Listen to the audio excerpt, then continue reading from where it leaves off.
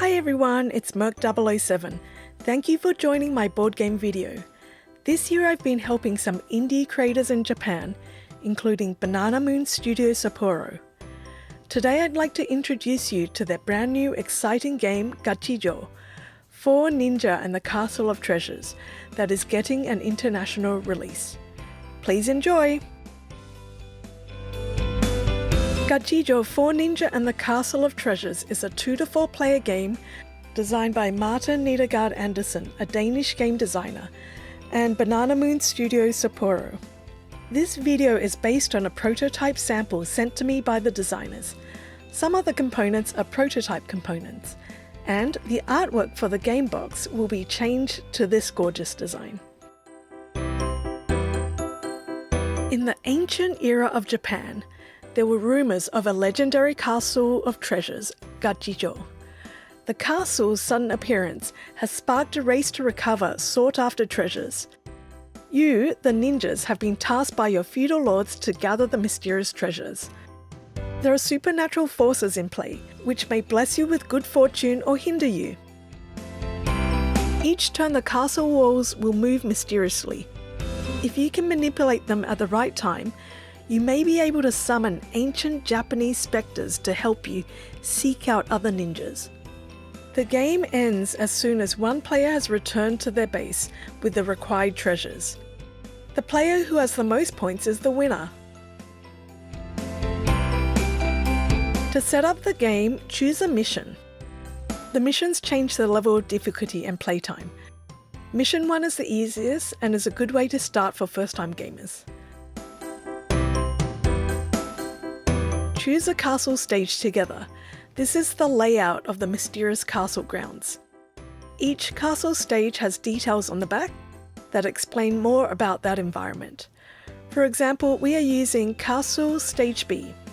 It's a great setting for new to intermediate gamers. GACHIJO's Kickstarter will have 2 versions. A standard version which comes with base castle stages, and a deluxe version which will have more castle stages, and more.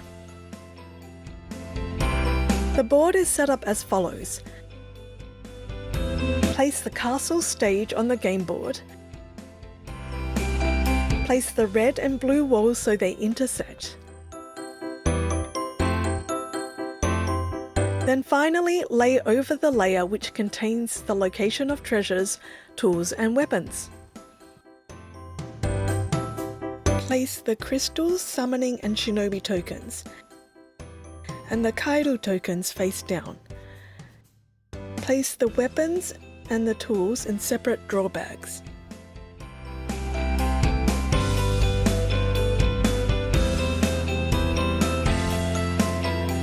Then set up the treasure room board by placing the spirits here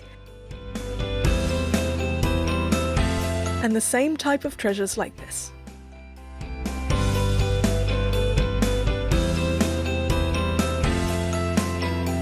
Each player places their chosen ninja on the ninja base.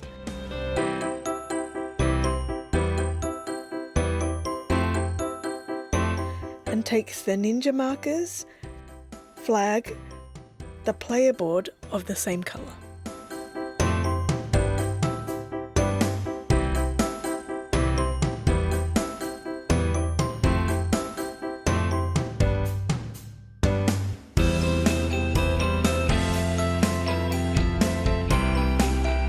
Each player then draws a random weapon. They can look at their own and then place it face down on their player board. Weapons are secret and shouldn't be revealed until you decide to use them. Then draw a tool which is placed face up on their player board.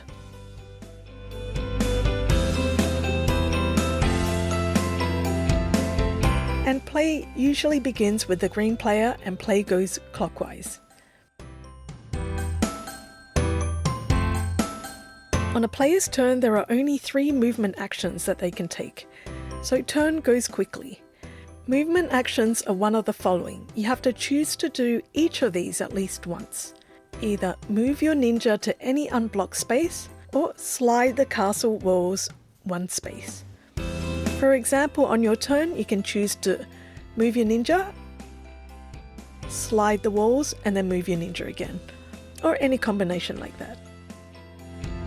Moving your ninja. When you move your ninja, it can go as far as you want as long as the path is unblocked. Pick up any crystals, tools, and weapons you pass or land on.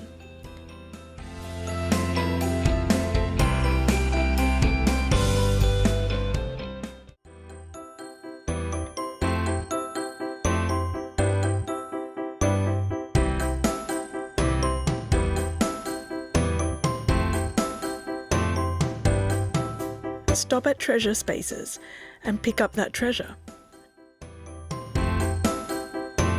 Walls block movement, and if you exit a stairway, you must stop. You cannot occupy the space where there is another ninja. Bases of any color can be entered, but you must stop at the base to end that movement.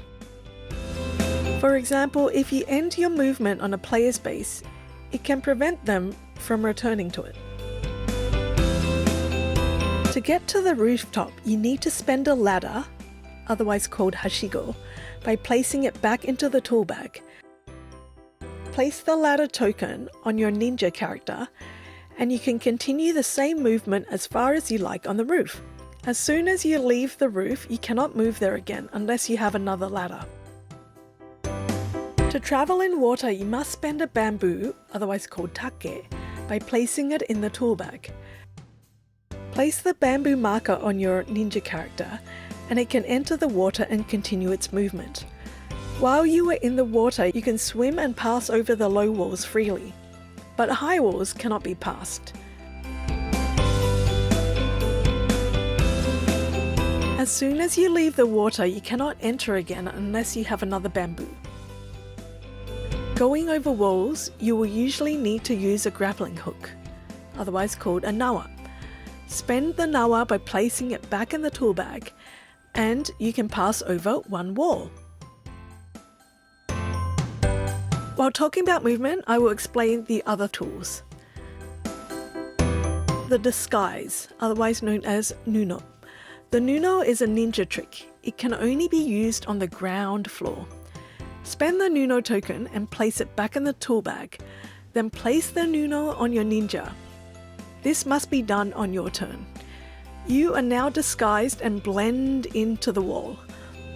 Your opponents now cannot attack you. It will protect you until your next turn, in which you must remove it. The gateway, kekai.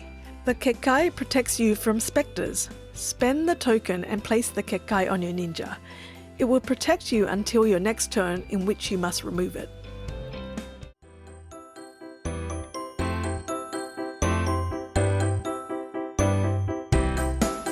Using weapons to steal from other ninjas. On your turn, if you end your movement in a space that allows you to attack a valid opponent, you can attack them to see if you can win some treasure, crystals, or tools. Using a weapon is not counted as a movement. Each weapon has a different range and attack position. For example, the katana can only attack the next orthogonal space. To attack, reveal your weapon you wish to use. The opponent, if they have a smoke bomb, kemuri, can spend it by returning it to the stock to escape. They throw the kemuri and can teleport to any open space on the board. In that case, you were unsuccessful. After you have used your weapon, whether it was a success or not, it is returned back to the weapon bag. If the opponent was unable to escape, then you were successful.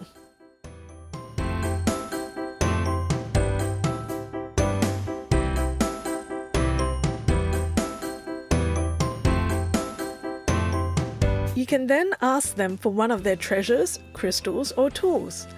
And you will also gain a shinobi token. But hope is not lost for the ninja that lost. They return to their base and they will gain a kairu token and place it on the player board face down. Do not look at this token. The kairu tokens will have victory points ranging from 0 to 15. And on their next turn, they only have 2 movement actions and cannot enter water or ascend to the rooftops. At the end of their turn, they will recover, back to normal.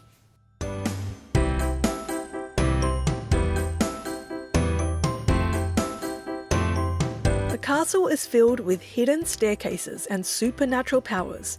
If you exit a stairway on your turn that has the plum blossom symbol, you must see what befalls you. Draw and reveal the gacha card. Read it aloud and follow the instructions. These cards may help your mission, or they may hinder you in some way. Afterwards, place the card in the discard pile. They are only shuffled if the gacha deck runs out. Why not see if the castle's supernatural powers will help you on your turn? Sliding the castle maze walls. As one of the move actions that you must perform on your turn, you need to manipulate the castle walls.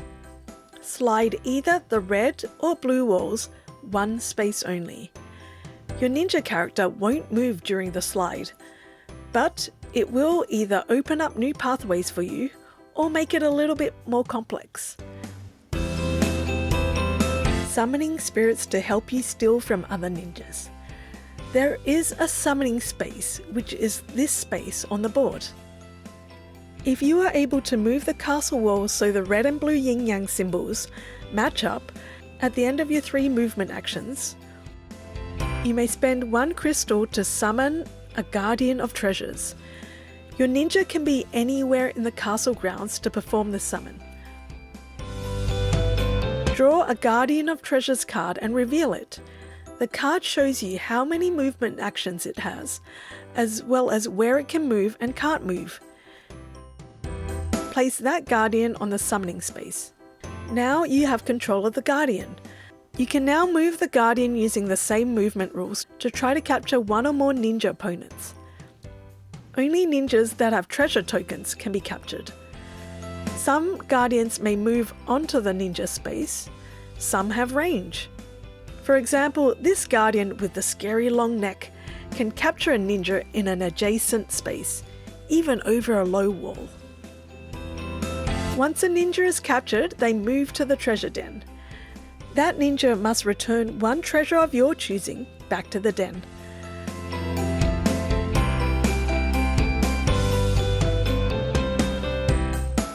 The spectre then disappears once you have finished its movements. For each treasure returned to the den, you will gain 1 summoning token each. For example, if you catch 2 ninjas and they each return a treasure each, then you will get 2 summoning tokens. The ninjas captured will gain a Kairu token. On the captured ninja's next turn, they will reappear in the summoning space. It might be a good idea when you are doing your movement actions to count them and say them aloud. For example, 1. I am moving my ninja here. 2. I am moving the walls. 3. I am moving the walls again. Then, after you've finished your moves, you can let people know you finished your turn. Flying the flag. As soon as you have met the mission requirements, fly your flag to let people know you are returning to your base. You can then move to your base if you have enough movement actions left. As soon as a player reaches their own base, the game ends. Each player now calculates their points. The player that reaches their own base first will earn 30 points.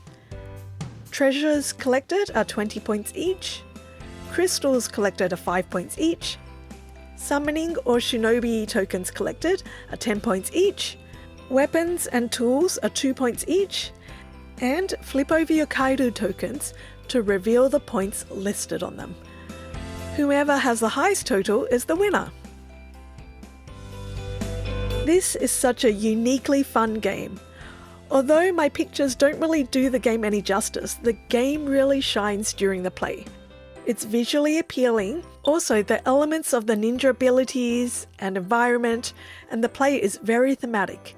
The clever way they made the castle walls move was ingenious. The game allows for strategic play, but also encompasses an element of luck. Gachas and omikujis are used throughout Japan's history. In Japan, we use omikujis almost every year during the New Year's to see if our year is filled with luck or other. It was fun to see what would befall us with the castle's supernatural powers, and we found ourselves often trying to get to spaces with the plum blossoms to see what fun or misfortune events would occur. The turn also plays quickly, and there's a good amount of player interaction. Even trying to collect the Kairu froggy tokens can be a strategy as well. If you like games that have missions, have an element of luck and adventure, this one might be for you. I hope you have enjoyed taking a look at GACHIJO for Ninja and the Castle of Treasures with me. This game is launching in 2024 on Kickstarter. I've put a link in the YouTube description. You can also follow Banana Moon's social media if you're interested in more of their creations, or join their Discord. If you would like to see something new and fun to play, why not try some of the indie games coming from Japan? Thank you for your wonderful support as always. Please like, share or comment in my channel if you like the content. Thank you for watching. Until next time, happy gaming!